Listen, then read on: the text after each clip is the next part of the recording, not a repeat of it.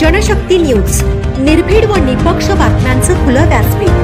The Janshakti news मध्ये आपल्या सर्वांचं स्वागत। किर्लोस्करवाडी येथील रेल्वेच्या ज्या समस्या आहेत त्या समस्या संदर्भात जे आंदोलन इथं केलेलं आहे ते आंदोलन हे फक्त सुरुवात आहे।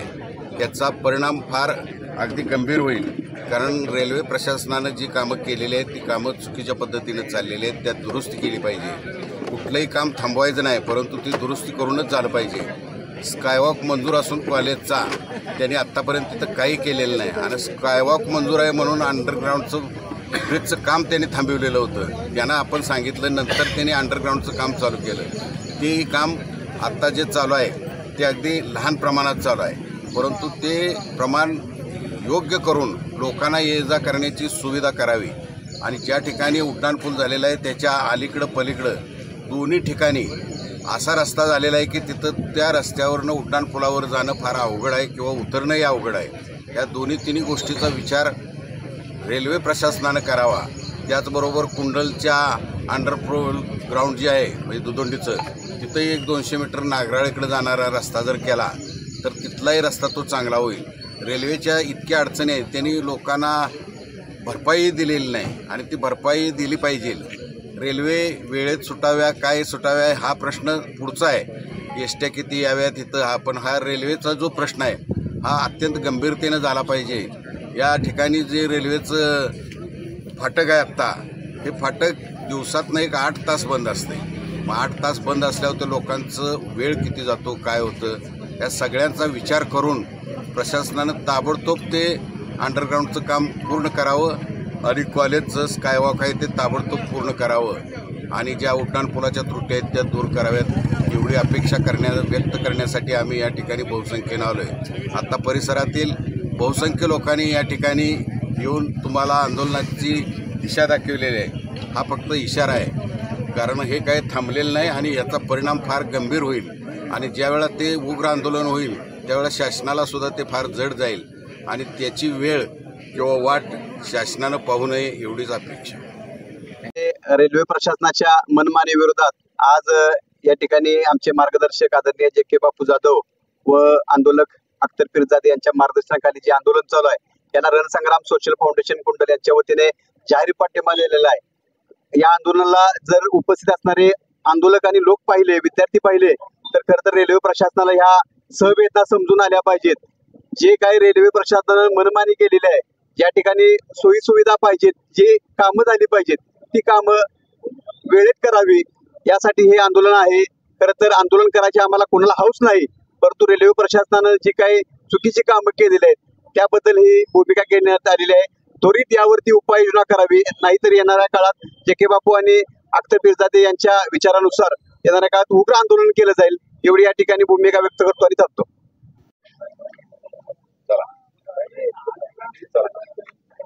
आता तुम्ही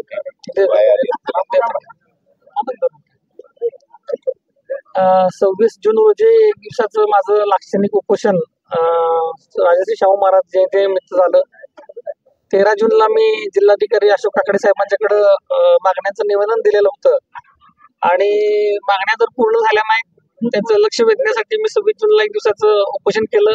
त्यानंतर आज ते 3 जुलैपासून बेमुदत आंदोलनाला बसतोय। अतिशय खोडसाळपणा आणि या रेल्वे प्रशासनानं केलेला इथं दिसतोय। जगामध्ये कुणीही मानला नसेल असा उड्डाण पूल या ठिकाणी आमच्या इथं झालेला आहे। भुयारी पुलाची पण कामं तशी आहेत। इथं अडाणी माणसानं जर इथं आलं तर हे काय म्हणजे केलंय रेल्वे प्रशासनानं हे म्हणल्याशिवाय राहणार नाही। आणि पैशाची करोडो रुपयाची उधळपट्टी सर्वसामान्यांची रेल्वेने केलेली आहे। MRIDCची कामं, महारेलची कामं, त्यांचे मनमानी कारभार आहे। कसं वाटेल तसं त्यांनी ती कामं केलेली आहे। त्या सर्व कामांची MRIDCची चौकशी झाली पाहिजे अशी मागणी आम्ही करतोय। वसगडेचा उड्डाणपूल झाला असताना सुद्धा, एवढी वाहतूक जिल्ह्याकडे जात असताना सुद्धा हा उड्डाणपूल त्यांनी खुला केलेला नाही। तुपारीमध्ये असलेला भुयारी पूल असेल तो अरुंद पूल आहे, तिथं 2 वाहनं जायला पाहिजेत, तो त्यांनी केलेला नाही। त्याचबरोबर आमनापूरच्या पुलाच्या खाली पाणी साचतं ते केलेलं नाही। आणि आमच्या इथं तर 500 मीटरचा पसारा करून या ठिकाणी भुयारी पूल ते केलेला आहे। ते भुयारी पूल आम्हाला काही कामाचं नाही। त्याचबरोबर उड्डाण पुलामध्ये सुद्धा त्यांनी सांगितलेलं आहे की आम्ही केलेलं आहे, पण आमच्या इथं ऊस वाहतूक होणार नाही. आणि बैलगाड्यांची ऊस वाहतूक तर बैलगाडीवाले चिताड मेलेली आहेत. कारण जर बघितलं तर इथं आपल्या इथं जमिनी काळ्याभोर जमिनी आहेत. मुरुम 15 फुटावरती आमच्या इथे शेतात लागतो. आणि इथं पाऊस जर झाला, ऊसाच्या सीझनला पाऊस पडला तर महिनाभर ट्रॅक्टर चालत नाहीत. त्यावेळेला बैलगाडीचाच आधार आम्हाला या ठिकाणी ऊस वाहतुकीकरता करावा लागतो. ही बैलगाडी वाहतूक या ठिकाणी संपवली जाणार आहे, पण आम्ही ती संपवून देणार नाही. वेळ प्रसंगी आमचं गेट इथलं कायमस्वरूपी चालू राहिलं तर चालेल, तिथनं आम्ही बैलगाडी वाहतूक करू. कुठल्या तरी निर्णयाला आम्ही शासनाला येण्यास भाग पाडू. आमच्या 22 मागण्या आहेत, त्या मागण्या पूर्ण झाल्याशिवाय मी आंदोलन माघार घेणार नाही. आणि रेल्वे प्रशासन जे आहे, अव्वाच्या सव्वा रुपये घेऊन प्रीमियम तात्काळ सारखा विषय असेल तर 6 पट्टींचं रेट त्यांनी या ठिकाणी घेतलेलं आहे, पैसे घेतलेले आहेत. 600 रुपयाचं तिकीट मी 3000 रुपयाला काढलेलं आहे आणि ते काढून सुद्धा आमचा प्रवास झालेला नाही. अशा अवस्थेमध्ये हे रेल्वे प्रशासन लुटत आहे. स्पेशल ट्रेनच्या खाली नावाखाली लूट चालू आहे. ती लूट थांबवावी अशा अनेक मागण्या घेऊन आम्ही या ठिकाणी बसलेलो आहे. मला या ठिकाणी जे.के. बापू जाधव, त्याचबरोबर त्यांनी परिसरातील सर्व गावातील लोक इथं येऊन मला इथं या ठिकाणी पाठिंबा व्यक्त केला, त्याबद्दल त्याचं मी आभार व्यक्त करतो. आणि 11:30 वाजल्यापासून 4:30 पर्यंत माझं आज पहिला दिवस आहे. मी माझ्या आंदोलनाला सुरुवात करतो आणि माझ्या मागण्या मान्य झाल्याशिवाय मी माघार घेणार नाही, असं एक वेळा मी शासनाच्या संबंधित अधिकाऱ्यांना सांगू इच्छितो.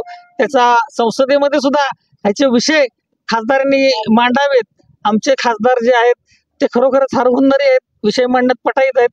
त्यांचा अभ्यास आहे, त्यांनी आमच्याकडे बघावं, आमच्या मागण्यांचा विचार करून आमच्या अडचणी संसदेत मांडून ज्या अडचणी देशाला येतात रेल्वेच्या त्या त्यांनी सोडवाव्यात, अशीच मी या ठिकाणी मागणी करतो आणि इथेच थांबतो. धन्यवाद. अख्तर पिरजाद यांनी जे सांगितलं त्या गोष्टीला आमचा पाठिंबा आहे, परंतु कुठलंही काम थांबवून पाठिंबा नाही. कारण ते काम केलंच पाहिजे. हे काम थांबवा, ते थांबवा, करू नका असा काय आमचा उद्देश नाही.